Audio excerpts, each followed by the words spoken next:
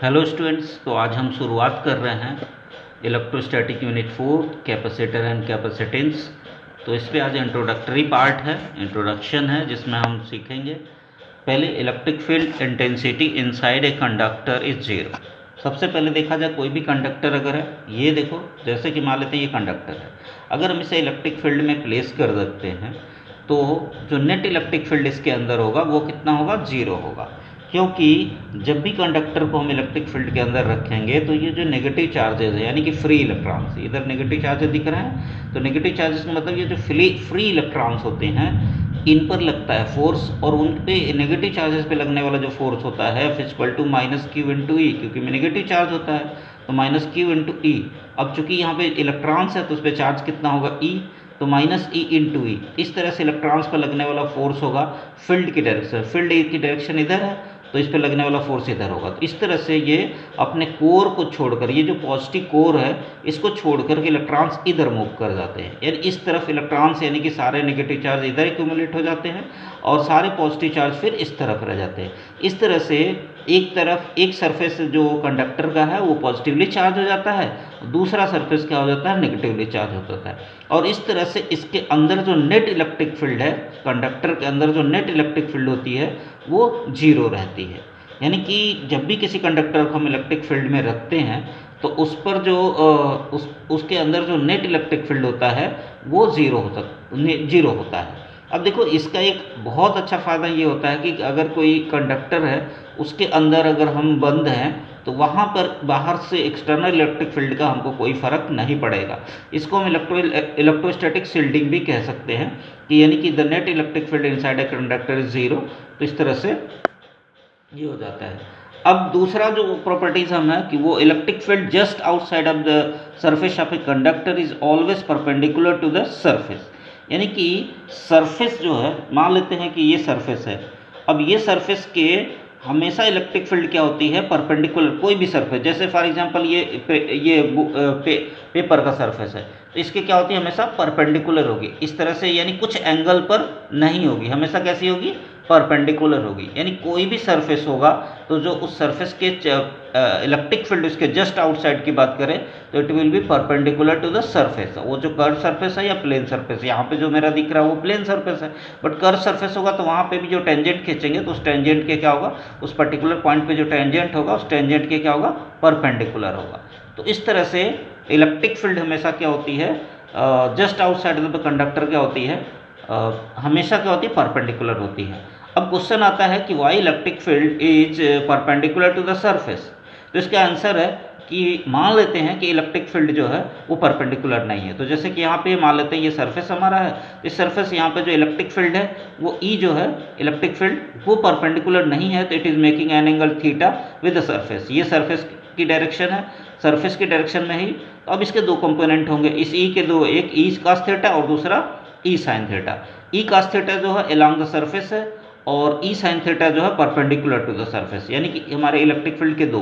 अब जब देखा तो ई कॉस थीटा की वजह से ये इलेक्ट्रिक फील्ड हो गई, तो इस पे जो भी चार्जेस रिजाइड कर रहे होंगे उन पर लगाएगा फोर्स, क्योंकि इलेक्ट्रिक फील्ड हमेशा चार्जेस पे क्या लगाता, फोर्स। अब ये जब इन चार्जेस पे फोर्स लगेगा तो दीज चार्जेस विल मूव, और ये चार्ज अगर मूव करने लगेंगे तो एक इलेक्ट्रिक करेंट प्रोड्यूस हो जाएगा। लेकिन स्टैटिक इलेक्ट्रोस्टैटिक्स में इलेक्ट्रिक करंट यहाँ पे नहीं होता, क्योंकि कोई भी चार्ज इस तरह से मूव नहीं कर सकते, किसी कंडक्टर पर चार्ज ऑटोमेटिकली मूव नहीं करते हैं, तो यानी कि चार्ज होते हैं स्टैटिक।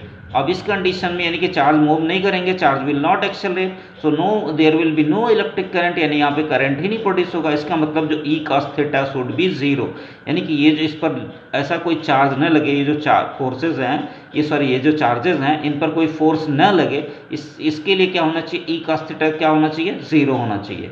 यानी कि ई कॉस थीटा यानी कि जो सरफेस के पैरेलल कंपोनेंट है वो जो है वो जीरो होगा। सरफेस के जो परपेंडिकुलर कंपोनेंट है only this component will exist, E cos theta होगा जो इस पर फोर्स लगाएगा, इस पर फोर्स नहीं लगाया क्योंकि फोर्स क्या हो जाएगा, जीरो हो जाएगा, इन पर लगने वाला जो फोर्स क्या हो जाएगा, जीरो होगा। तो इस तरह से ई कॉस थीटा ही ओनली यहाँ पे, यानी कि जो ई का जो हमारा इलेक्ट्रिक फील्ड है उसका परपेंडिकुलर कंपोनेंट ही एग्जिस्ट करता है, it means that electric field always exist perpendicular to the surface. तो आंसर क्या हो गया कि suppose if electric field is not perpendicular to the surface, then it has two components, one parallel to the surface E cos theta and the other is perpendicular to the surface E sin theta. In this case, E cos theta exert force on the charge present on surface and tends to accelerate the charge, which is not happening as charges are static at surface, and if charges flow, then a current will flow on surface which is not present, क्योंकि कोई current present ही नहीं होता है। So E cos theta should be zero, thus the only perpendicular component of the electric field present, thus the electric field is always perpendicular to the surface of the conductor. तो electric field जो है ना हमेशा surface के क्या होती है, conductor के सरफेस के परपेंडिकुलर होती है। तो नेक्स्ट टॉपिक पर हम चलते हैं। अगला जो हमारा टॉपिक है, तीसरा पॉइंट है हमारे कंडक्टर का जो बिहेवियर में, वो है कि all charges present at surface of the conductor, no charges is in the interior of the conductor. अगर हम किसी इसको मान लेते हैं कि इसको प्लस क्यू चार्ज दिया मैंने, ये मान लेते हैं कंडक्टर मेरा है, इस कंडक्टर को मैंने प्लस क्यू चार्ज दिया। अब जब मैं प्लस क्यू चार्ज को दूंगा तो क्या इसके अंदर पूरे रहेंगे या फिर सिर्फ सरफेस पे? तो रूल ये है कि इसके पूरे सरफेस पे होगा। तो ऐसा क्यों? मान लेते हैं कि अगर ऐसा नहीं होता तो चलो हम गॉस थ्योरम से कहते हैं कि phi equal to E dot D S equal to Q upon epsilon naught होगा, यानी total charge inside the surface. अब सरफेस के अंदर मान लेते हैं टोटल चार्ज है, और एक हम गॉसियन सरफेस यानी कि इसी सरफेस के जस्ट बराबर, यानी सरफेस के जस्ट अंदर एक गॉसियन सरफेस मान लेते हैं, एज्यूम कर लिया हमने। तो अब उसके अंदर जितने भी चार्ज होंगे, तो अब जरा देखिए अंदर की बात करें तो इलेक्ट्रिक फील्ड जो होता है यानी कि E dot D S equal to integration of E dot D S equal to होगा क्यू अपॉन एप्सिलॉन नॉट, तो गॉस थ्योरम से आया। तो अब जो यानी कि ई डी एस, क्योंकि ई और डी एस एक दूसरे के परपेंडिकुलर होंगे, अब मान लेते हैं ई डी एस, तो E D S should be equal to Q upon epsilon naught. लेकिन ई जो है ना electric field inside surface zero होता है, क्योंकि अब हम जानते हैं कि किसी भी कंडक्टर के अंदर जो इलेक्ट्रिक फील्ड कितना होता है, जीरो। तो अब जब ई जीरो हो गया तो एरिया तो जीरो है नहीं, therefore Q should be zero, यानी कि E zero therefore Q upon epsilon not zero होगा। इसका मतलब क्यू एप्सिलॉन नॉट तो जीरो होगा नहीं, तो so Q is zero. So in interior of conductor no charge is present, यानी कंडक्टर के अंदर में कोई भी चार्ज प्रेजेंट नहीं होता है। क्यों? क्योंकि E dot D S equal to होगा क्यू अपॉन एप्सिलॉन नॉट, और चूंकि इलेक्ट्रिक फील्ड अंदर में जीरो है, इसका मतलब कि चार्ज भी क्या होगा, जीरो होगा ही होगा। तो ये था कि किसी भी जो सारे चार्जेस होते हैं किसी भी कंडक्टर के सरफेस पे ही रहते हैं, सरफेस के अंदर नहीं होते हैं। नेक्स्ट प्रॉपर्टी की बात करें हम, अगली प्रॉपर्टी हमारी है, if some extra charge is given to a conductor then it is spread at surface of conductor. मान लेते हैं किसी कंडक्टर को, उसी प्रॉपर्टी का एक्सटेंशन है, समझ लीजिए कि मान लेते हैं मैंने इसको कुछ एक्स्ट्रा चार्ज दे दिया, जैसे कि ये मेरा कंडक्टर था, इसको मैंने प्लस क्यू चार्ज एक्स्ट्रा दे दिया, और पहले से ये चार्ज था और प्लस क्यू चार्ज और हमने इसको दे दिया। तो ऐसे केस में क्या होगा, अब यहाँ पे जो देखा था ई dot D S Q upon epsilon naught होगा, तो चूंकि यहाँ पे ई जो है जीरो है inside the conductor, therefore Q क्या होगा, इनसाइड द कंडक्टर में क्या होगा, जीरो होगा। यानी कि ये जो चार्ज एक्स्ट्रा चार्ज हमने दिया, it will be spread out at the surface of the conductor. यानी कि एक्स्ट्रा चार्ज यदि हम किसी कंडक्टर को देंगे तो वो सारा एक्स्ट्रा चार्ज भी कहाँ पे स्प्रेड आउट हो जाएगा, कंडक्टर के सरफेस पे ही होगा, ये उसके इंटीरियर में नहीं होगा। तो ये रहे। अगली प्रॉपर्टी की बात करें कि electrostatic potential inside a conductor is not zero. कह रहा है इलेक्ट्रोस्टैटिक पोटेंशियल किसी कंडक्टर, मान लेते हैं ये कंडक्टर है तो इसके अंदर जो V है वो जीरो, E तो जीरो होता है, यानी इलेक्ट्रिक फील्ड क्या है, जीरो है, बट V पोटेंशियल जीरो नहीं होता है, but potential remains constant in the interior of the conductor. और जो पोटेंशियल होता है वो कंडक्टर के पूरे अंदर हर जगह क्या होता है, कांस्टेंट होता है, और वो नॉर्मली हम कहें अगर तो के क्यू अपॉन आर के इक्वल, अगर वो स्फेरिकल शेप का है या फिर कैसे भी हो तो के क्यू अपॉन आर सिंपली हो जाता है। अब थोड़ा सा इसका एक्सप्लेनेशन है, E इज इक्वल टू होता है, आप जानते हो कि पोटेंशियल ग्रेडियंट के, इलेक्ट्रिक फील्ड पोटेंशियल ग्रेडियंट के इक्वल होता है, and negative of the potential gradient के इक्वल होता है। तो E is equal to minus D V by D R. अब minus D V by D R equal to E, लेकिन E जो है ना इलेक्ट्रिक फील्ड अंदर में है जीरो, यानी कि D V by D R should be equal to zero. तो D V by D R क्या होगा, जीरो। तो डिफरेंशिएशन किसी भी चीज़ का जीरो तब हो सकता है जब वो खुद, यानी वी का जो डिफरेंशिएशन है वो क्या है, जीरो। इसका मतलब वी क्या है, कांस्टेंट है, क्योंकि कांस्टेंट का ही डिफरेंशिएशन क्या होता है, जीरो होता है। इसका मतलब जो वी होता है इंटीरियर ऑफ द कंडक्टर वो क्या होता है, कांस्टेंट होता है। क्लियर। और अगली प्रॉपर्टीज है कि surface charge density sigma equal to Q upon epsilon not, यानी कि charge per unit area of the conductor में be different at different point of the conductor. ये देखिए, अगर मैं कंडक्टर का शेप की बात करें, कुछ इस शेप का कंडक्टर हमारा है, तो अब कंडक्टर है तो इसमें यहाँ भी चार्ज, सब जगह चार्ज क्या होता है, स्प्रेड आउट रहता है। तो कह रहा है कि इसका शेप की वजह से इसकी जो सरफेस चार्ज डेंसिटी है अलग अलग है। यहाँ पे ज़रा देखा जाए, यहाँ एरिया ज़्यादा होने की वजह से यहाँ पे जो सिग्मा की वैल्यू है यानी कि सरफेस चार्ज डेंसिटी वो मिनिमम होती है, और यहाँ पे इस तरह की जगह पे जहाँ पे इस तरह से कॉर्नर होगा वहाँ पे जो सरफेस चार्ज डेंसिटी होगी वो मैक्सिमम होगी। तो इस बात को ध्यान रहे कि अब ये है कि every conductor is equipotential volume होता है, 3 डायमेंशनल होता है, rather than an equipotential surface 2D, यानी इक्विपोटेंशियल सरफेस की जगह बल्कि ये इक्विपोटेंशियल वैल्यूम होता है। तो ये ध्यान रहे कि यानी कि अगर शेप में ये ध्यान रहे, ज़रूरी नहीं कि हमेशा ऐसा हो, हर जगह ऐसा है, कुछ ऐसे भी सरफेस होंगे जिनका शेप जैसे स्फीयर है तो उसके हर पॉइंट पे जो सरफेस चार्ज डेंसिटी होगा सेम होगा, बट कुछ इस तरह का अगर शेप कहीं है जहाँ पे कॉर्नर्स हैं, एजेस निकले हुए हैं, तो वहाँ पे जो है ना सरफेस चार्ज डेंसिटी थोड़ी सी क्या होगी, मैक्सिमम होगी एजेस पर, और फ्लैट एरियाज में जहाँ पे है वहाँ पे सरफेस चार्ज डेंसिटी थोड़ी सी ज़्यादा होगी।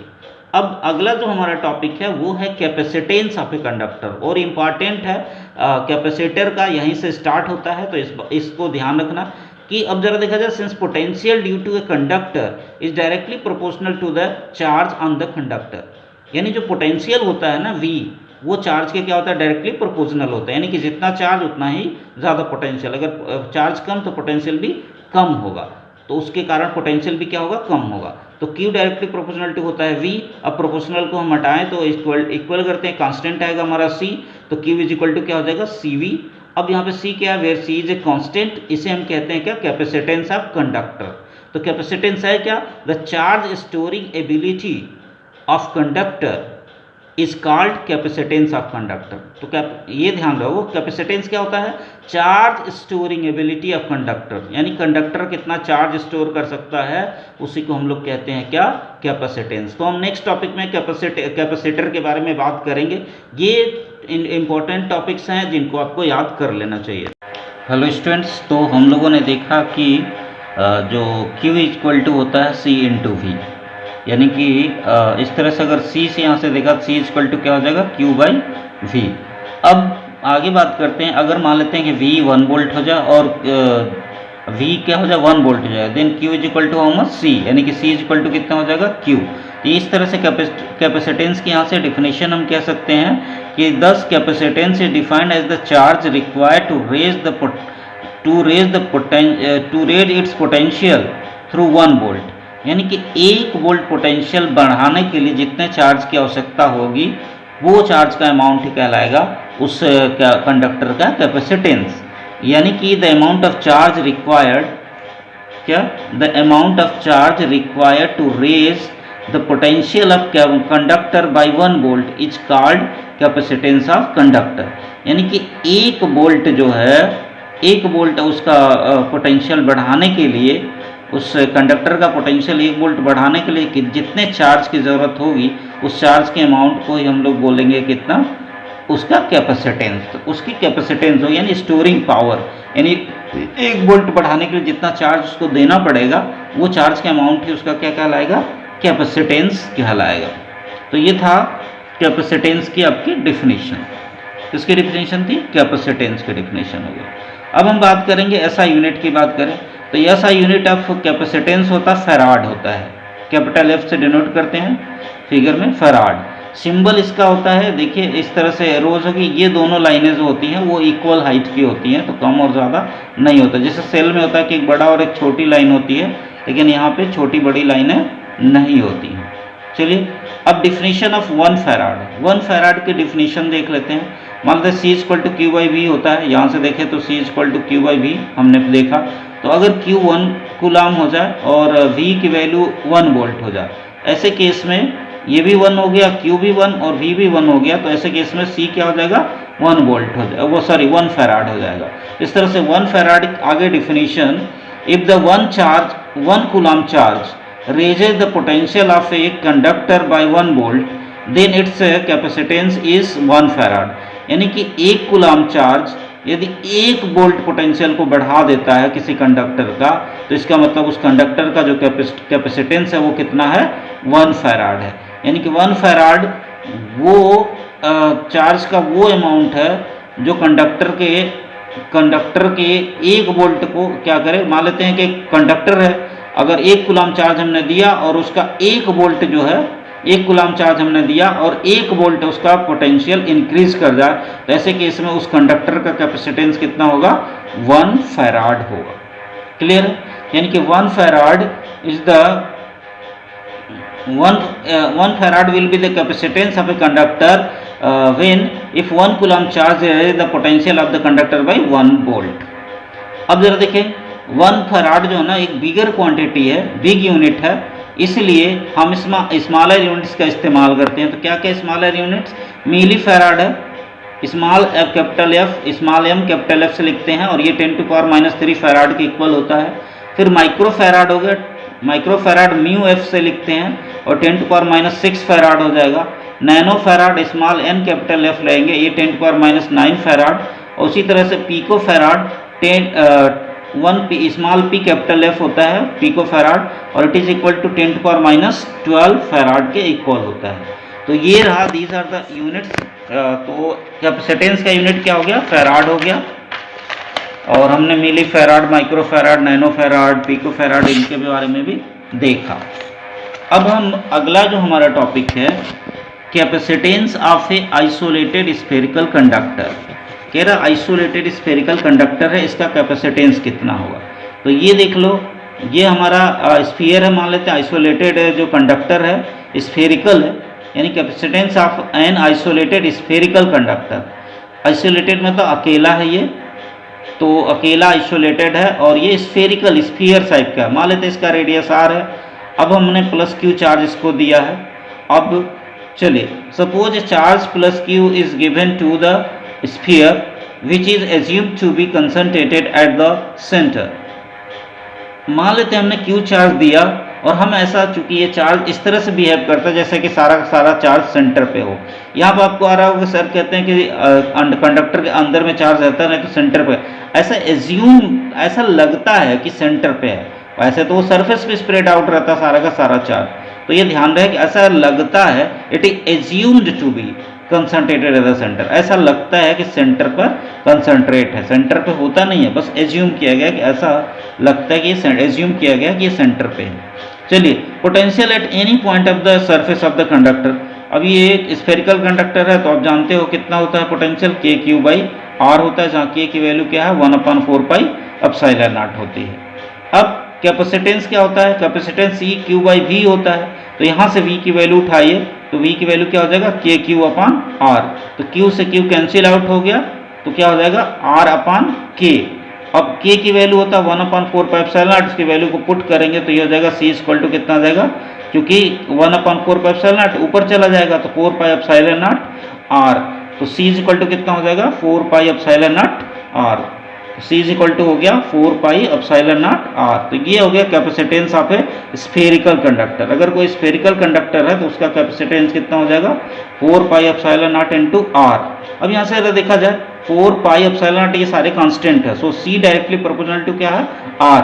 यानी कि capacitance of a spherical conductor is directly proportional to the radius, यानी रेडियस के डायरेक्टली क्या होते हैं, परपेंडिकुलर होता है। अब capacitance of spherical conductor is directly proportional to the radius of the sphere. दूसरा, the above equation is also true for conducting spheres hollow और सॉलिड।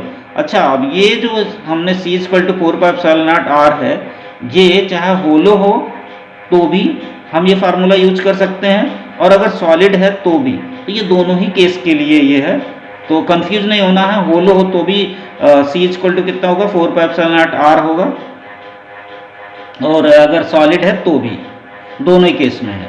अब if the sphere is present in a medium having dielectric εr, then capacitance will be. अगर मान लेते हैं कि एक ऐसा मीडियम है, वो जो स्फीयर था हमारा, उस स्फीयर को ऐसे मीडियम में रखे हैं, उस मीडियम का डाइलेक्ट्रिक कांस्टेंट εr है, तो उस ऐसे केस में इसको रिलेटिव परमिटिविटी भी बोलते हैं, सॉरी रिलेटिव परमिटिविटी, तो उसी को डायलैक्ट्रिक कांस्टेंट कहते हैं। तो ये डायलैक्ट्रिक कांस्टेंट एप्सिलॉन आर है। ऐसे केस में इसका क्या हो जाएगा, 4 pi epsilon naught into epsilon R का मल्टीप्लाई कर दिया जाएगा इक्वल टू आर। तो यानी कि अगर एप्सिलॉन आर दिया है, कोई डायलैक्ट्रिक मीडियम है, उसमें कैपेसिटर को रखा गया है और उसका डायलैक्ट्रिक कांस्टेंट जो एप्सिलॉन आर है, तो ऐसे केस में जो है सी इक्वल टू होगा 4 pi epsilon naught into epsilon R into R. तो ये आ जाएगा हमारा कैपेसिटेंस। अब कैपेसिटेंस ऑफ अर्थ जो है, थोड़ा सा एक नॉलेज के लिए, कैपेसिटेंट अर्थ, हमारे अर्थ का कैपेसिटेंस 711 माइक्रोफैराड होता है। हमारे अर्थ का जो कैपेसिटेंस है वो कितना, 711 माइक्रोफैराड। हम आगे चलते हुए अब बात करेंगे कैपेसिटर। कैपेसिटर क्या होता है? सिंपली क्या होता है, 2 conductors having opposite charges which are separated by a dielectric medium. कह रहे हैं कि 2 कंडक्टर्स हैं, 2 कंडक्टर होंगे जिन पे अपोजिट चार्जेस होंगे और दोनों के बीच में एक डाइलेक्ट्रिक, जैसे कि पॉजिटिव चार्ज प्लेट मान लेते हैं या नेगेटिव चार्ज प्लेट है, बीच में कोई डाइलेक्ट्रिक मीडियम, कुछ भी फोम वगैरह, पेपर वगैरह भर दिया जाए, तो इस तरह से ये जो सिस्टम होगा ये कहलाएगा हमारा क्या, कैपेसिटर। यानी कि 2 कंडक्टर्स, 2 कंडक्टर्स होंगे जिन पे चार्ज अपोजिट चार्ज होंगे और जो दोनों जो प्लेट, दोनों कंडक्टर होंगे बीच में उनके कोई भी डाइलेक्ट्रिक मीडियम होगा, एयर हो सकता है, पेपर, माइका, कुछ भी हो सकता है। ये दूसरे वाले केस में देखिए, जैसे स्फेरिकल है, मान लेते हैं यहाँ पैरेलल प्लेट वाले थे, यानी कि एक स्फीयर अंदर में है, एक बाहर में है। एक बाहर वाला मान लेते हैं पॉजिटिव चार्ज, अंदर वाला नेगेटिव चार्ज है, और बीच में मान लेते हैं हमने है लकड़ी भर दिया है, ठीक है ना, वुड भर दिया है। तो इस तरह से ये भी सिस्टम क्या हो जाएगा, एक कैपेसिटर हो गया। तो अब ये हमेशा ये ध्यान में न रहे कि पैरेलल प्लेट ही हो वही उसी कैपेसिटर। कोई भी 2 कंडक्टर होंगे जो अपोजिट चार्ज रखते हों और साथ ही साथ वो उनके बीच में जो गैप हो उसमें कोई डाइलेक्ट्रिक हो, फॉर एग्जांपल एयर भी हो सकता है, पेपर हो सकता है, माइका हो सकता है, वुड हो सकता है, कोई भी डाइलेक्ट्रिक मीडियम होना चाहिए, यानी कि कोई भी इंसुलेटर उसके अंदर होना चाहिए उन दोनों के बीच में। जैसे कि यहाँ के देखिए नेगेटिव प्लेट और पॉजिटिव प्लेट के बीच में यहाँ पे हो गया, यहाँ भी एक नेगेटिव प्लेट पॉजिटिव प्लेट के बीच में एक इंसुलेटर डाल दिया गया। तो इस तरह से यानी कि सिस्टम ऑफ, सिंपली कह, what is capacitor, system of 2 conductors having opposite charges which are separated by an insulator, that is dielectric medium is called capacitor। तो आई थिंक कैपेसिटर क्लियर हो गया। अब कैपेसिटर को चार्ज कैसे कर सकते हैं, charging of a capacitor. Charge को कैपेसिटर को चार्जिंग कैसे करेंगे, तो मान लेते हैं कि एक प्लेट है, 2 प्लेट ए है, प्लेट बी है। अब प्लेट ए पर पॉजिटिव चार्ज है जबकि प्लेट बी क्या है, न्यूट्रल है। ये पहला केस था। अब हम जब प्लेट ए को न्यूट्रल प्लेट बी को ए के पास में लेकर आएंगे तो ऐसे केस में इंडक्शन की वजह से, ऐसे केस में जो इंडक्शन की वजह से जो हमारा जो प्लेट बी है उस पर भी, ये हमारा प्लेट ए है और ये हमारा प्लेट बी है, तो प्लेट बी पर भी इंडक्शन की वजह से उसके नियरर पार्ट पे नेगेटिव चार्ज और दूसरे वाले पार्ट पे पॉजिटिव चार्ज आ जाएगा। यानी कि जब भी हम लोग, अब जरा देखिए यहाँ पे जो पोटेंशियल था, मान लेते कोई पोटेंशियल V था इनिशियल केस में, जब शुरू में कि हमारा पॉजिटिव प्लेट A था और न्यूट्रल प्लेट B था, इस समय जो सिस्टम का पोटेंशियल होगा, इसका पोटेंशियल मान लेते हैं कुछ होगा, इसका पोटेंशियल मान लेते हैं, सिस्टम का पोटेंशियल कितना है, V है। अब हम जब बात करें कि दूसरे वाले केस में जब हम B को ए के नज़दीक लेके आए तो ए में इंडक्शन की वजह से पॉजिटिव चार्जेज और नेगेटिव चार्जेज इंड्यूस हो गए। जो नियरर सरफेस उस पर नेगेटिव चार्ज और जो दूर वाला सरफेस उस पर पॉजिटिव चार्ज। ये अब यहाँ पे भी सिस्टम का जो पोटेंशियल है वो क्या रहेगा, सेम रहेगा। क्यों? क्योंकि यहाँ पे जो इंड्यूस हुआ है चार्जेस, ये पॉजिटिव चार्जेस या नेगेटिव चार्जेस, ये एक दूसरे को जब हम ऐड अप करेंगे तो वो कैंसिल आउट कर देंगे, जो प्लेट ए के जो चार्जेस हैं उसे cancel. The potential of the system of A and B is in step 1 and step 2 remain same as potential due to the positive and negative charges on B cancel out each other. कह रहे कि जो इस पे positive charge और negative charge B पर induce हुए हैं, अब ये इन दोनों के कारण जो पोटेंशियल होगा वो क्या हो जाएगा, जीरो हो जाएगा, कैंसिल आउट हो जाएगा, कैंसिल आउट कर देगा। और इस तरह से जो पोटेंशियल नेट पोटेंशियल हो जाएगा, यानी सिस्टम का जो पोटेंशियल V था वही का वही रहेगा। यानी केस 1 में भी जब ये न्यूट्रल था उस समय भी पोटेंशियल V था, तो अब केस 2 में के केस में भी जो है जब इंड्यूस हो चुका है B वाले पे भी चार्ज, उस केस में भी पोटेंशियल चेंज नहीं होगा, क्योंकि इसका पॉजिटिव इसका नेगेटिव चार्ज एक दूसरे को क्या कर देगा, कैंसिल आउट कर देगा। अब हम थर्ड केस की तरफ चलते हैं। When the farther side of the B is connected to the earth, मान लेते हैं इसको हम अर्थिंग कर देते हैं, इस वाले को हम क्या कर देते हैं, ऐसे अर्थिंग कर दें। अगर ये वाले सरफेस को, दूर वाले सरफेस को अर्थिंग कर दें, तो when the farther side of B is connected to the earth, the positive charge on B gets neutralized। तो B पर जो पॉजिटिव चार्ज था, ये वाला जो B पर ये पॉजिटिव चार्ज हो क्या हो जाएगा, अर्थिंग्स की वजह से पूरा चार्ज न्यूट्रलाइज हो जाएगा, यानी ये B पे ये जो चार्ज था वो क्या हो जाएगा, पूरा खत्म हो जाएगा, सिर्फ ये नेगेटिव चार्ज रह जाएगा, B पर सिर्फ नेगेटिव चार्ज रह जाएगा। क्लियर है ना? तो gets neutralize and B is left only with negative charges, यानी B पर नेगेटिव चार्ज रह जाएगा। Now the net potential of the system decreases due to the sum of the potential positive potential on A and the negative potential on B। अब यहाँ पे क्या होगा system पे, अब यहाँ पे मान लेते हैं ये केस कुछ इस तरह का हो गया कि यहाँ पे जो पॉजिटिव चार्जेस थे वो तो थे ही यहाँ पर, और दूसरे वाले पे सिर्फ नेगेटिव चार्ज रह गए हैं, क्योंकि यहाँ से पॉजिटिव चार्ज क्या हो गया है, खत्म, अर्थ में चला गया है। तो अब इसके नेगेटिव पोटेंशियल और इसके पॉजिटिव पोटेंशियल के कारण जब हम ऐड करेंगे तो नेगेटिव पोटेंशियल और इसके कुछ पॉजिटिव पोटेंशियल को कैंसिल आउट कर देगा, यानी कि नेट पोटेंशियल जो होगा सिस्टम का, अब वो क्या हो जाएगा, वो हो जाएगा डिक्रीज कर जाएगा। नेट पोटेंशियल क्या होगा, डिक्रीज करेगा।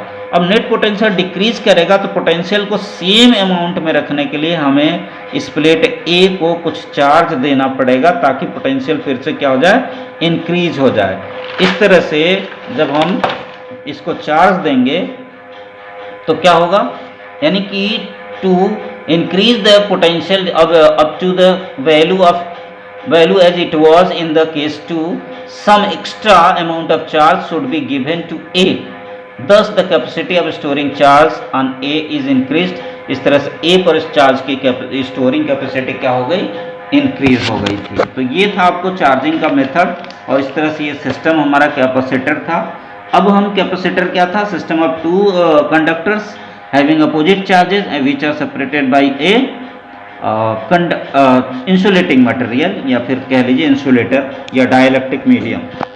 अब हम अगला वाला जो हमारा टॉपिक है वो इम्पोर्टेंट है एग्जाम के पॉइंट ऑफ व्यू से, तो इसे ज़रूर ध्यान से इसे क्लियर देखिएगा।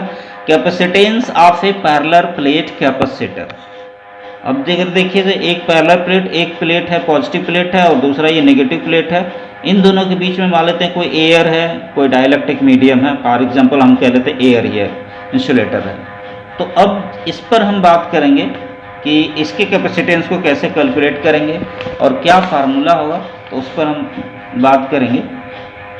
तो द अरेंजमेंट ऑफ, पहले पैरेलल प्लेट कैपेसिटर क्या होता है, the arrangement of two parallel conducting plates of equal, दो कंडक्टिंग प्लेट्स होंगे ऑफ इक्वल एरिया, जिनका एरिया क्या होगा, प्लेट्स ऑफ इक्वल एरिया, जिनका एरिया इक्वल होगा, यहाँ पे लिखा नहीं है, इनका एरिया क्या होगा, इक्वल होगा, जिनका इक्वल एरिया होगा, यानी कि the arrangement of two parallel conducting plates of equal area having opposite charges which are separated by a dielectric medium, air, paper, mica, glass, wood, ceramic etcetera.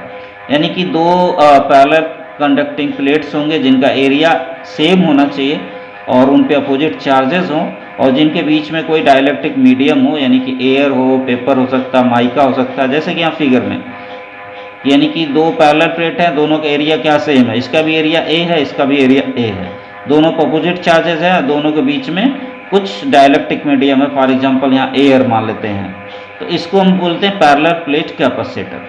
अब मान लेते हैं कि let A is the area of the plate, A जो है plates की area है, D is distance between the plates, यानी दोनों के बीच में सेपरेशन गैप जो है वो डी है, कितना है, ये डी है। इलेक्ट्रिक फील्ड इनसाइड प्लेट्स, अब प्लेट के अंदर इलेक्ट्रिक की बात करें तो आप सिंगल प्लेट के कारण आप कैलकुलेट किए थे, कितना होगा, सिग्मा अपान 2 एप्सिलॉन नॉट होता है, तो दोनों को ऐड करेंगे sigma upon 2 epsilon not, sigma upon 2 epsilon not, तो दोनों के प्लेट के बीच में जो इलेक्ट्रिक फील्ड इंटेंसिटी हो जाएगा वो सिग्मा अपान एप्सिलॉन नॉट हो जाएगा। दोनों को ऐड कर देंगे तो कितना हो जाएगा, सिग्मा अपान एप्सिलॉन नॉट। तो ई इलेक्ट्रिक फील्ड इंटेंसिटी अंदर में ई की वैल्यू कितना हो गई, सिग्मा अपान एप्सिलॉन नॉट हो जाएगी। क्लियर है? सिग्मा क्या है, sigma is the surface charge density. Sigma क्या है, सरफेस चार्ज डेंसिटी है। अब बात करते हैं, अब हम जानते हैं कि relation between V and E, V equal to E into D R. आप जानते हो ना पोटेंशियल ग्रेडियंट से वहाँ पे D V by D R is equal to E, तो उसी से आप वी इक्वल टू क्या हो जाएगा, ई इंटू डी आर। यहाँ मैग्नीट्यूड फॉर्म की बात कर रहे हैं, तो V equal to E into D R हो जाएगा। अब ई की वैल्यू यहाँ से देखें, इलेक्ट्रिक फील्ड कितना है, सिग्मा अपान एप्सिलॉन नॉट, तो ई की वैल्यू हम पुट कर देते हैं सिग्मा अपान एप्सिलॉन नॉट इंटू डी। लेकिन सिग्मा जो होता है वो क्यू अपान ए यानी चार्ज अपान एरिया होता है। इस तरह से सिग्मा की जगह पर हम लिख सकते हैं क्यू अपान ए अपान एप्सिलॉन नॉट इंटू डी, और इस तरह से इस ए को ऊपर नीचे लेके आ जाएंगे, तो वी इक्वल टू क्या हो जाएगा, Q into D upon epsilon naught ए।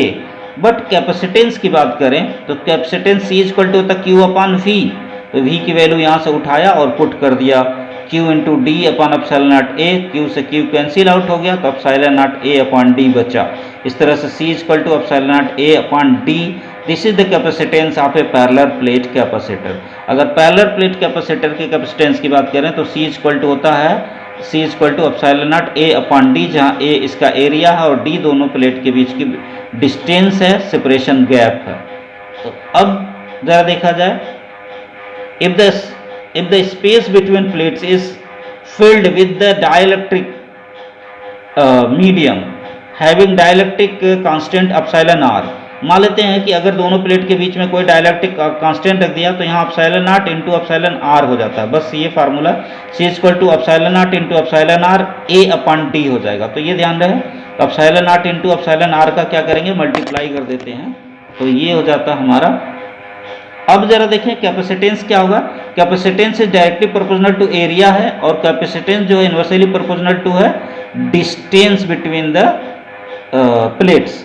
तो इस तरह से दो पॉइंट हमारे मिल गए, यानी कि ये हो गया capacitance is directly proportional to the area of the plate A. ये हम पैरेलल प्लेट कैपेसिटर की बात कर रहे हैं। पैरेलल प्लेट कैपेसिटर का जो कैपेसिटेंस है उसके एरिया पे डायरेक्टली प्रोपोर्शनल, यानी कि बड़ा एरिया होगा, ज़्यादा एरिया बनाएंगे बड़ा तो ज़्यादा स्टोरिंग कैपेसिटी हो जाएगा, कैपेसिटेंस ज़्यादा होगा। लेकिन अगर बीच में ज़्यादा गैप रखेंगे, क्योंकि inversely proportional to the distance of separation between the plates, अगर प्लेट्स के बीच का सेपरेशन ज़्यादा हुआ तो यानी कि कैपेसिटेंस क्या होगा, कम हो जाएगा। यानी कि दोनों के प्लेट की जो डिस्टेंस है ज़्यादा, बहुत ज़्यादा गैप नहीं होनी चाहिए। तो ये आपके इतने टॉपिक्स रहे आज के।